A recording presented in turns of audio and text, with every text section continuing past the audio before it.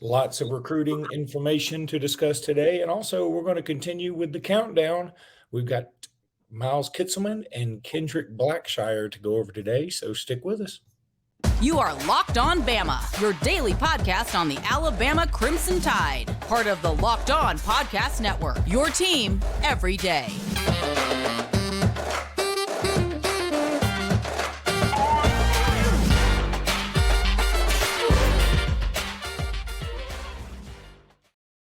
Hey, everybody, and welcome back into Locked On Bama. Luke Robinson, that's me. Jimmy Stein, that's him. Jimmy, got another big weekend coming up. Actually, I think we got two big weekends in a row because next weekend, I know DeMarcus Riddick comes in, and that's when a lot of people believe he may be on flip watch from the University of Georgia, the linebacker from Chilton County, for those who don't know.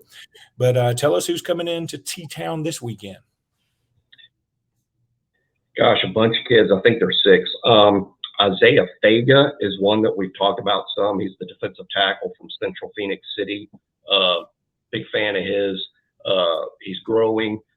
Reminds me tape-wise of Curtis Perry in terms of how relentless he is, in terms of the physicality, in terms of the motor.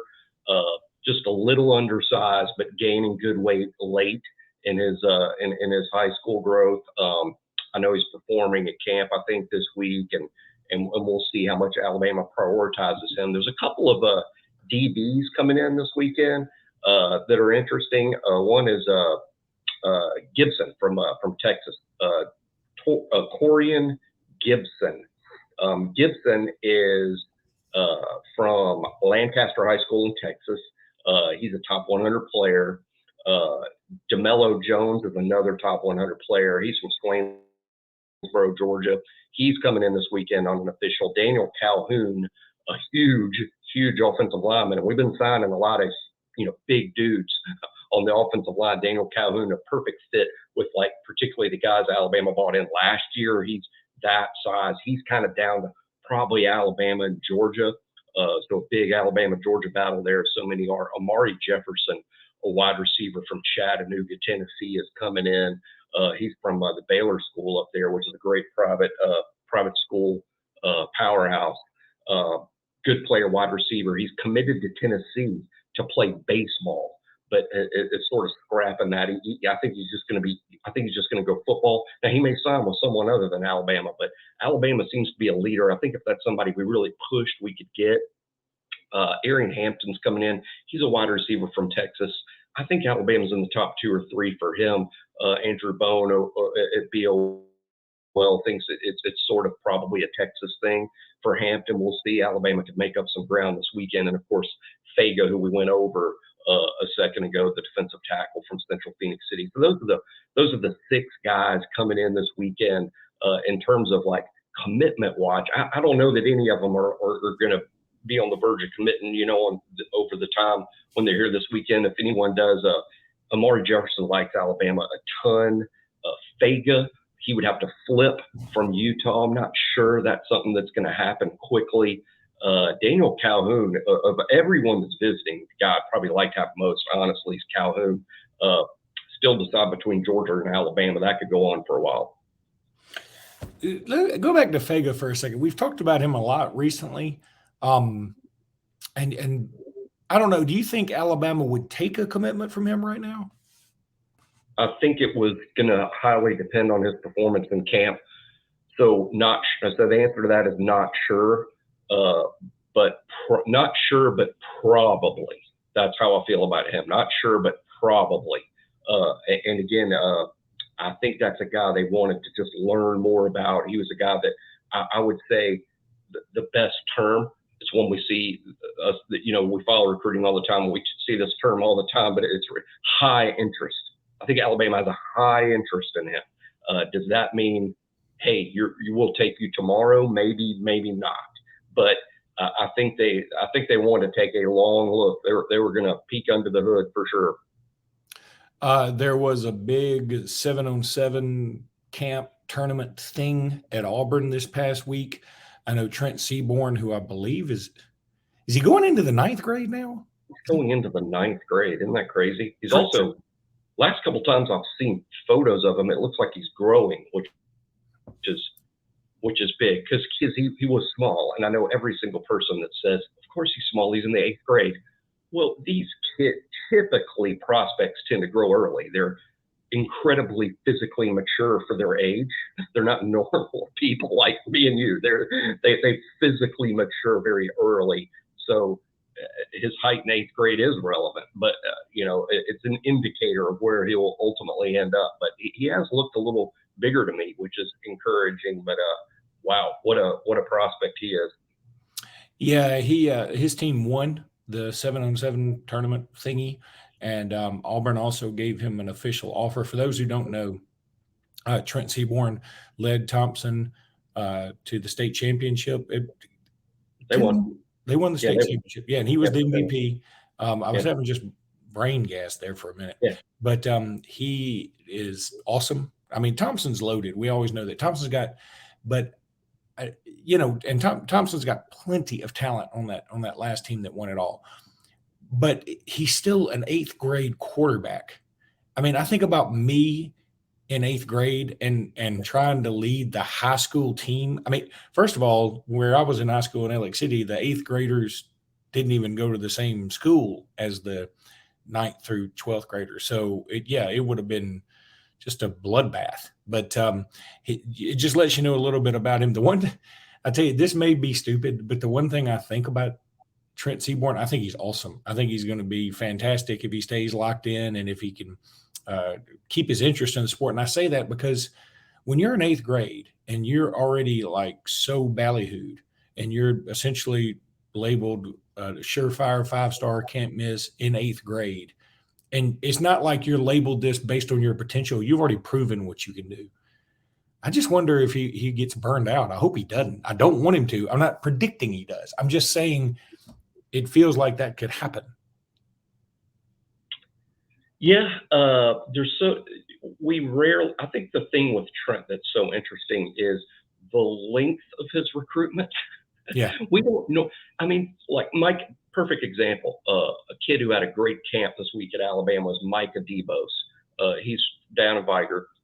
He was a starting right tackle for Viger in the state championship game in the 8th grade. Good God. But he's an offensive lineman. And yeah, he's been recruited for a long time by the Alabamas, by the Georgias, by the Auburns, but it's not super high profile because he's an offensive lineman. Everybody takes interest in quarterbacks. So with Trent Seaborn playing on statewide TV, winning a state championship for the biggest program in the state of Alabama, every fan of football, every fan of recruiting is clued into Trent's recruitment. They're interested in where Trent's going to play college football when he was in the 8th grade.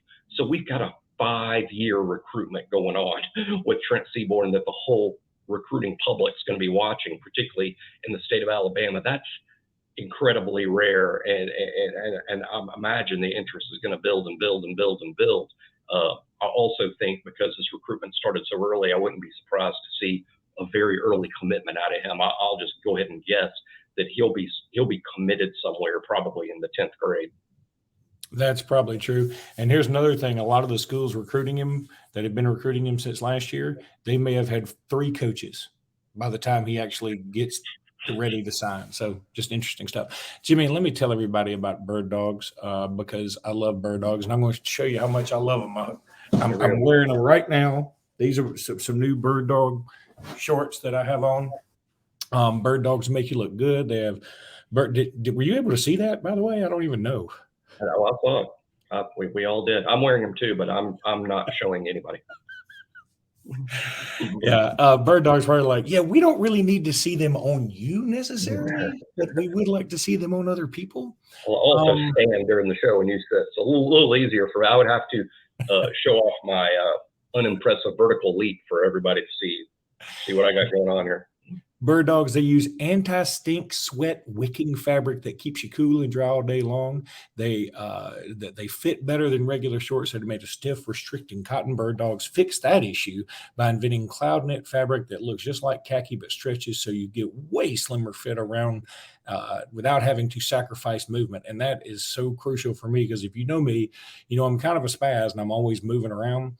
Absolutely love these things. Go to birddogs.com. birddog.com/lockedoncollege, birddog.com/lockedoncollege for a free Yeti style tumbler with your order. That's birddogs.com/lockedoncollege for a free Yeti style tumbler. You won't want to take your bird dogs off. I promise you. I just love them. I mean, I really do. These are awesome, and I'm buying some more. I'll tell you. So last night, by the way, on the next podcast, we'll keep running down this countdown. We got like 50 more to go, so you got a lot of countdown things. I could just say that from now on. I stayed in Cincinnati last night, and they actually they used to have a Horseshoe Casino, then they had a Jack Binion Casino, and now that's been bought by Hard Rock Casino. And I was like, I'm sort of free for the night. I'm going to go over there. I mean, I don't hit the casinos like I used to, but I like to go play poker. And so I went over there and I played a couple of cash games and didn't fare too well. But there was a tournament that started at $6.15, and it was a $100 entry. And I said, all right, I'm going to get in it. About 33 people. And I got down to 11,000 in chips midway through the tournament, made a massive comeback, made it to the final table, 3 people, me and 2 others. And I was telling them, hey, look, I'm not chopping. I know I hated to be that guy. A lot of people like to just chop the pot, but I was like, I'm from Alabama. I don't get to play a lot of poker in casinos, and I want to see if I can win this dang thing. Last time I came here, I won one, and I came in second in the last one. I want to see if I can keep doing this, not professionally. And so we played for about an hour, and they were just giving me the worst looks. I mean, would you please we got to go to work tomorrow. And so finally we all had like 150,000 in chips or whatever. So I chopped it. But my point was, I was wearing my bird dogs the whole time. They never let on that I was sweating or stinking, which I'm sure I was doing plenty of both. And my bird dogs probably helped me keep my poker face. And here's another little tidbit for anybody who likes to play poker. What I figured out. You need a go-to when you're playing poker. You need something that sort of keeps you focused yet distracted at the same time, I feel like. I put it on Yacht Rock Radio and Sirius XM, and I just let that puppy roll. And I must have heard Sailing by Christopher Cross 4 times last night. And I loved every one of them. So you're in Cincinnati right now? I am. I've got to go pick up my children's. And in the gambling mood, what you need to do as we record this on Friday morning is you need to go to Great American Ballpark and bet on Alabama baseball. Bet on Alabama baseball. No, that would be Alabama. Bet on Alabama baseball against Wake Forest to upset Wake Forest, and go do it at Great American Ballpark, and that will be great karma. I think. For Jesus, I don't want to do that. Alabama. I got to bet on Wake Forest. That's what has led us to this. You might be right. Maybe that's the right thing to do. But it just seems I need to do it while wearing this Tuscaloosa shirt. There's no question that something needs to be done at Great American Ballpark about betting on Alabama that would help us this weekend. You can figure out whether it's betting on us or against us, but you're right there in the scene of the most famous thing that happened. I mean, that's the most famous thing that happened to Alabama baseball this season, and you're right there on the scene. And we're about to play the number 1 team in the country this weekend. That's kind of bad, right? The most famous thing that's happened to Alabama baseball in the last 20 years happened in Cincinnati, where Alabama wasn't playing. But here's what I could have done last night. I should have done this now. When I went to the casino, I should have just had a shirt made that said interim Alabama baseball coach. Where's the sports book? Yeah. Where's the sports book and what's the maximum? Right. So let's talk a little Miles Kitzman, Jimmy. Miles Kitzman, one of the tight ends that'll be joining the team. 3 catches for 36 yards in a day. Nothing spectacular. I read a write-up on 24/7 recently about the tight ends, and they mentioned here's what this was like off-season outlook about the tight ends, right? And it said CJ, it's Dupree. That's right. We're saying that right? Yes, CJ Dupree. Yeah, okay. I know that for sure. Amari Niblack and Danny Lewis. That's who they said. And then they're like, and then there's Robbie Oost, who I never can say right. And then they also said, and Ty Lockwood could factor in. And they said, oh, yeah, Miles Kitzman caught 3 passes for 36 yards. So what I feel like is Kitzman is probably being overlooked a little bit, undervalued, overlooked.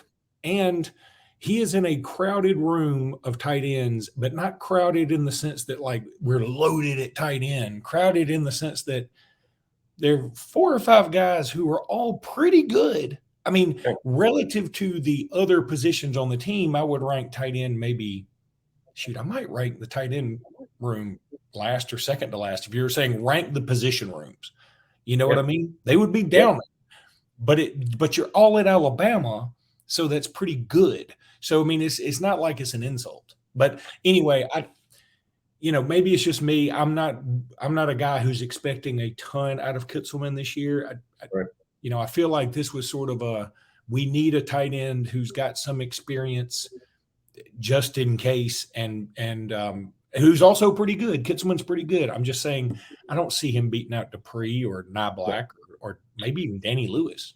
No, he's just part of the committee. I think we have sort of I compare it all the time to a basketball team. We sort of have a basketball team committee at tight end, which is actually a pretty good situation. I mean, ideally you want Brock Bowers, but we don't have him.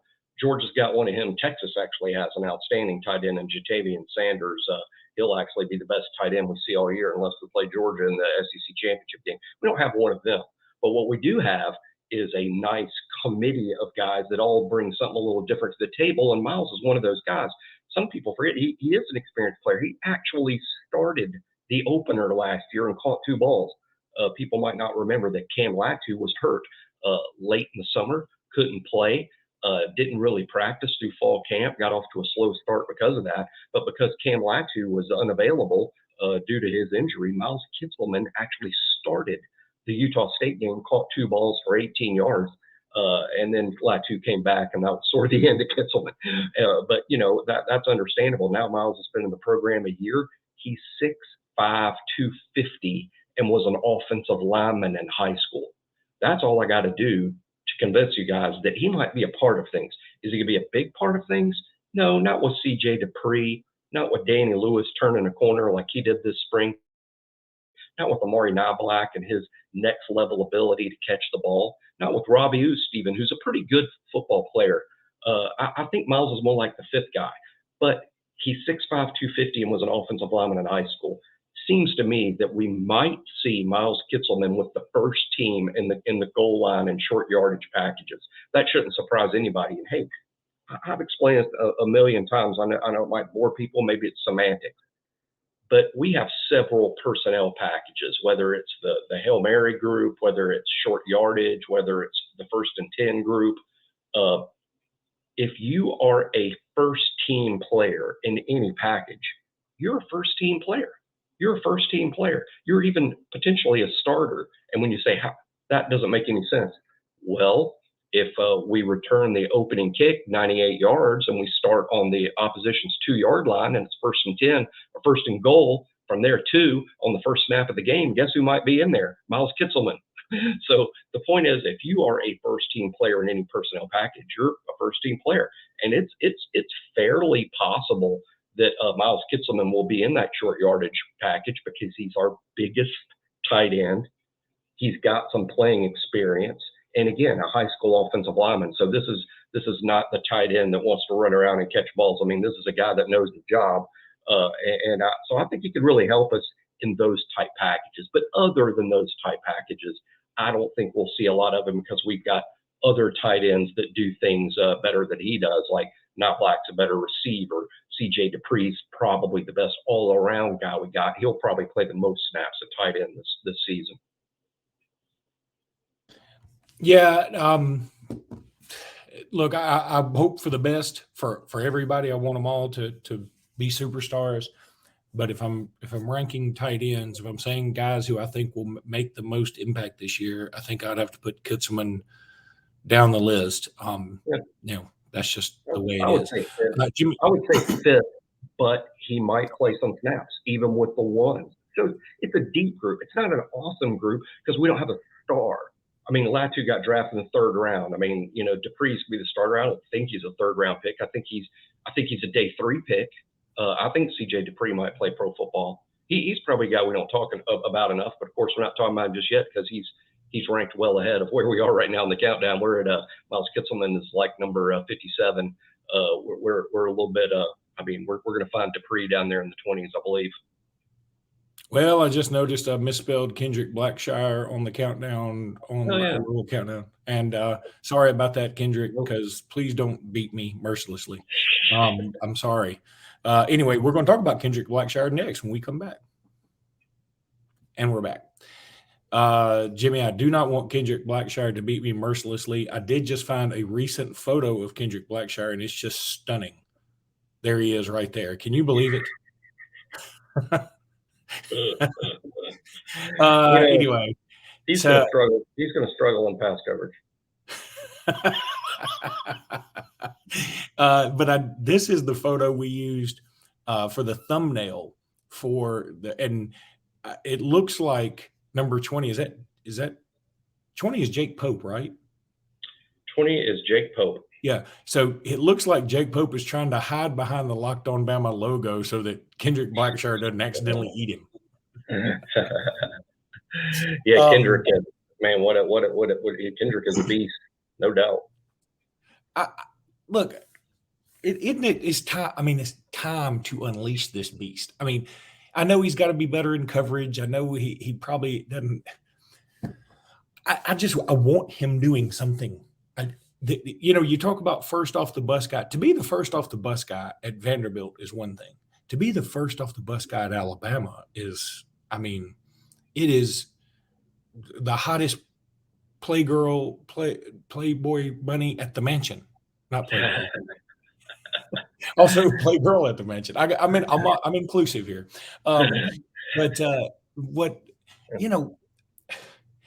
Is there a role for him? I mean, seriously, right. I'm just to the point where isn't there something he can do? I mean, you just look at it.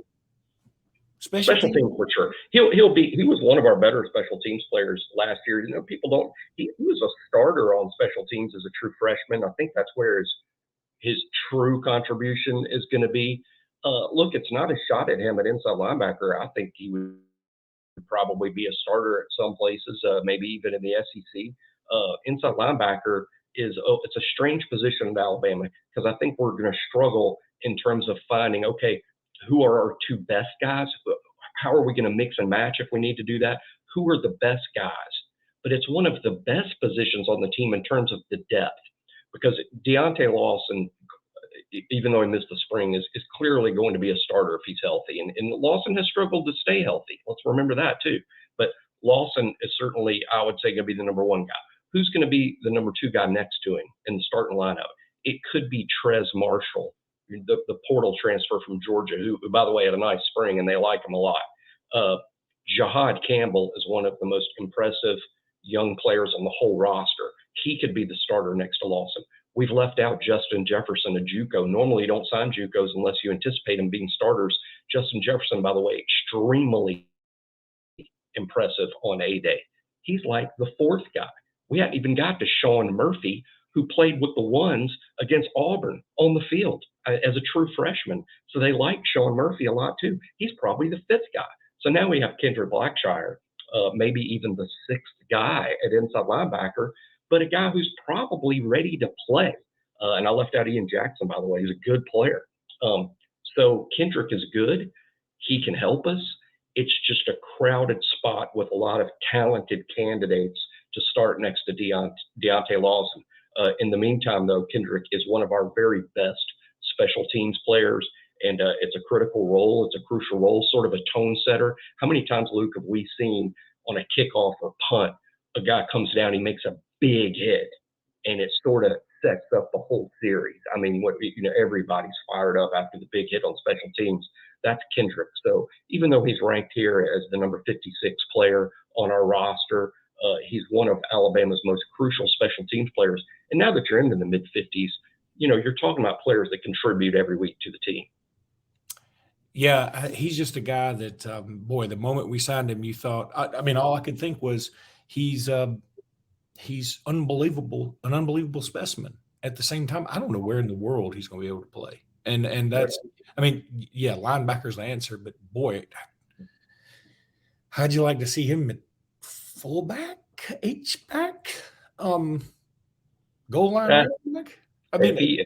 Just to me, what I would tell Kendrick is prove that you're the best special teams player. Work towards graduation. I'm not a transfer portal guy, but I'm really very pro portal when it comes to graduate transfers. So be Alabama's best special teams player, work towards graduation, and then if you graduate and it looks like you're not going to be a starter on the defense, then I think the portal makes a lot of sense for somebody like Kendrick, who should be playing somewhere by then. But my hope is that he's Alabama's best special teams player and that he graduates from Alabama.